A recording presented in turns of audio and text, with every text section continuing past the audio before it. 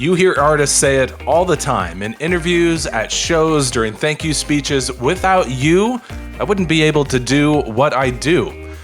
And at some level, it's true, without an audience consuming your product, you can't build a career. You need people listening to your music, following your socials, streaming your videos, buying your concert tickets. But if you haven't put any thought into who that audience actually is, well, it's going to be pretty hard to find them. I mean, sure, you can make music all day long without an actual audience, but if no one is paying attention, I'd argue you're not really an artist. No cap.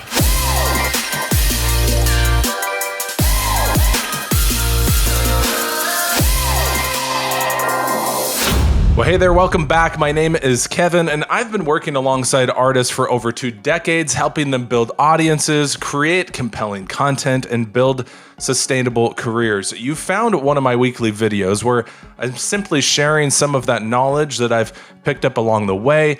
Hopefully it's helpful, and if you like this kind of content, do me a favor, hit subscribe. You can tap that notification bell and leave a comment so you and I can connect. Well, today we're continuing our conversation about identity and brand building for artists. And in the last video, which you can watch over here, we talked about better defining who you are before you ever enter a studio or write a song. And now we're gonna talk about the second thing you need to know and define: your audience. So knowing your audience is actually really important when you're first starting out as an artist, because one thing I want you to do is begin writing from who you are. That's why we spent so much time in the last video defining who you are. But now we need to know who you're writing for. But here's the trick. I don't want you writing for that audience. That sounds kind of counterintuitive. I want you to know who they are, not necessarily what they want. You got to know some things about them, and we'll break that down here in this video. I think there are 5 different things that you really should know about your future audience. First of all, general demographics. So this is just simply the age, the gender, the nationality. Why is this important to know? Well, because the songs that connect to like a 60-year-old are probably going to connect a little differently than a 20-year-old. So you want to know who your audience is in their age and their gender and their nationality, because these things impact how they experience society around them, how they are experiencing life. Do they have kids? Do they not have kids? Are they married or not? Are they in a different season of life? And you're going to be able to relate with them with your songwriting as you begin to write from your core. The second thing I'd love for you to know about your audience is, where are they at with their faith? Are they seeking? Are they believers? Are they just not interested? Does it matter? You know, this is very important in whatever scope you're going to become as a Christian artist, because you need to be able to talk to them where they're at. I'll give you an example. I work for a couple local radio stations, and one is a contemporary station. It's like a K-Love Air One type. It's a local station. They play contemporary music. Their audience has grown up with them for 34 years. We know that audience is churched. We know they are open to hearing about Jesus. They have a good, solid walk with God. And so we talk to them a little bit differently than how we do the other one, which is more of a youth-focused rap, pop, kind of urban type station, where we know that audience is seeking. They're open to it. Obviously, they're listening to a lot of faith-based music, but we talk to them completely different than we do with the AC station. And like you writing songs, what do you want your audience to look like? Are you going to join them in that journey in the early stages and invite them in? Or are you going to assume that they are established and are ready to kind of adopt whatever you throw at them? It's important to know where they are at with their faith. Well, here's a big one that we need to define when thinking about your future audience. What do you want them to feel? Now, emotions are powerful. Connecting emotionally to your listeners is a lot easier than it sounds. You just have to be real, and you have to meet them where they are at. So, define that. Where are they at? Are they lonely? If so, you want to help them feel seen, heard, and not alone. Are they sad? Well, you want to help them find joy and passion in life. Are they brokenhearted? Help them find healing and recovery. Are they ashamed and guilty? We'll help them find freedom. Maybe it's all the above. Maybe you want to hit all those things all at once. That's totally okay. But you need to know how you want to to make them feel? Another great question to ask about your future audience is, where do you want to take them? If your listeners could take just a few things from your music and your lyrics, what would those things be? This is a great question to ask as you're writing a song.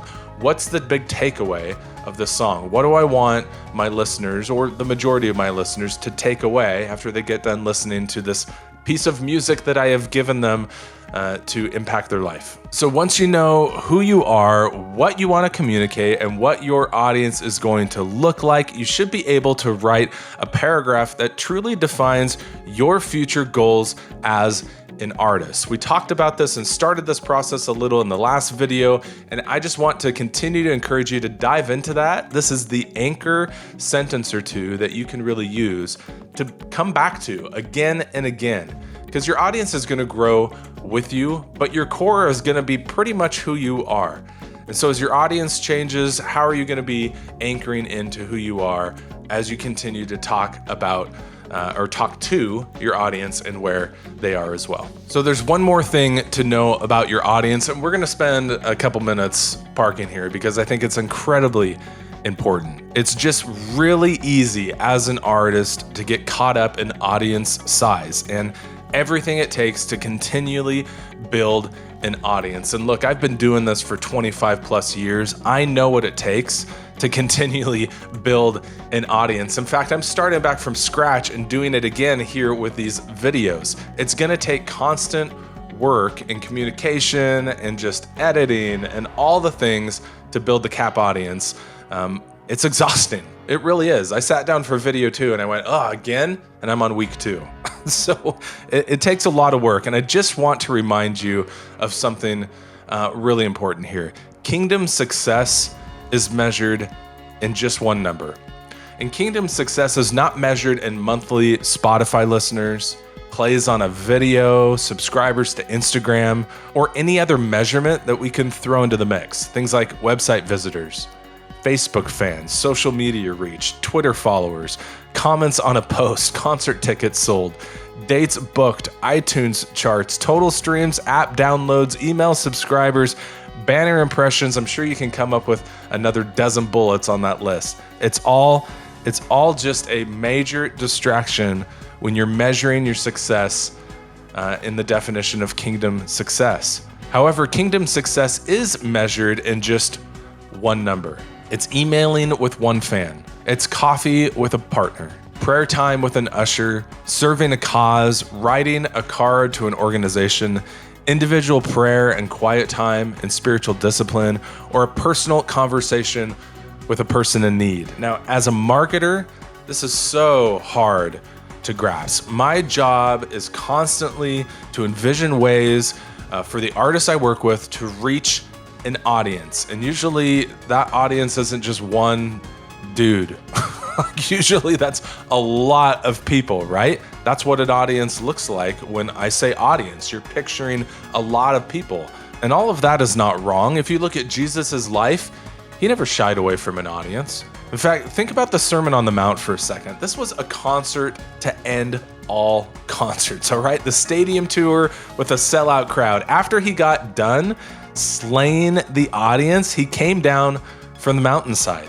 When Jesus came down from the mountainside, large crowds followed him. A man with leprosy came and knelt before him and said, "Lord, if you are willing, you can make me clean." Jesus reached out his hand and touched the man. "I am willing," he said, "be clean." You see, Jesus wasn't there for an audience.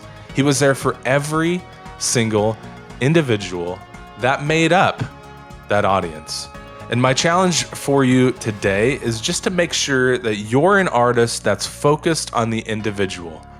When you're able to see the individual in a crowd, you know you're on focus and you know you're on track because they in turn are going to see you. Now, there's a lot of desire out there for artists to just dive into creating music and forcing the purpose to be an afterthought. And after all, that's the fun part. That's why you're here, to create music and have fun. But if you can force yourself to just pause and intentionally and prayerfully consider your purpose, who you are as a person. Remember, not as an artist, who you are as a person, and how that will change what you're bringing to your music, while specifically seeking what God wants to speak through you, your art will be better off. So remember, this is much, much more than just creating music for people, for a mass audience. Be intentional about your focus. Know who you are. Know who your audience is before you move forward. Well, I hope this was helpful for you today. Remember to hit that like button, ring that bell so that you get notified when we have new videos coming up, and leave a comment. I'd love to interact with you and hear what you thought about this content. Until next time, take care.